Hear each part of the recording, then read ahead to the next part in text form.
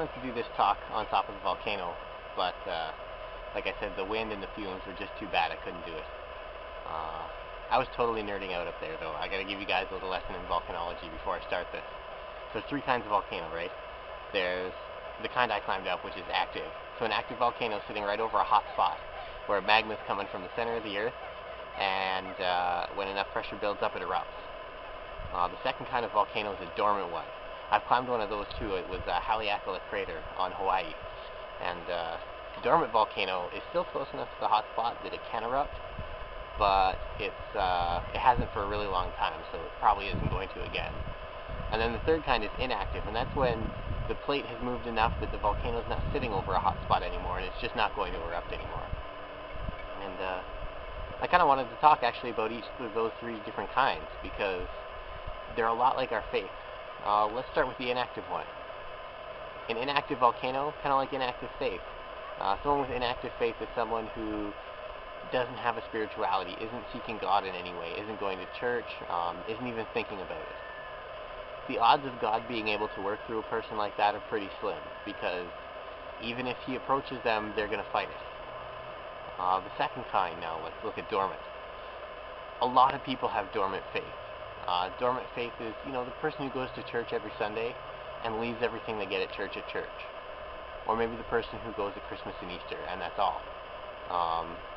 So dormant faith is there, but it's not really all that active. And that's not to write it off, and that's not to be a jerk and say people like that aren't as good as people with active faith. Because, and look at Mount St. Helens, that was a dormant volcano that just out of nowhere blew up with power. And God can use people with dormant faith like that too. Just usually it takes some sort of big event, something major that brings that faith that God gave them out. Now, the most important kind, the kind that we all want to have, is active faith. So active faith would be the kind of faith where you don't just go to church every Sunday, but you pray every day. You talk to God whenever you can. Where you're serving other people out in the world. Where you take what you learn at church and you bring it to the rest of the world. So you take the Eucharist and you're bringing it outside the doors of the church. That's an active faith.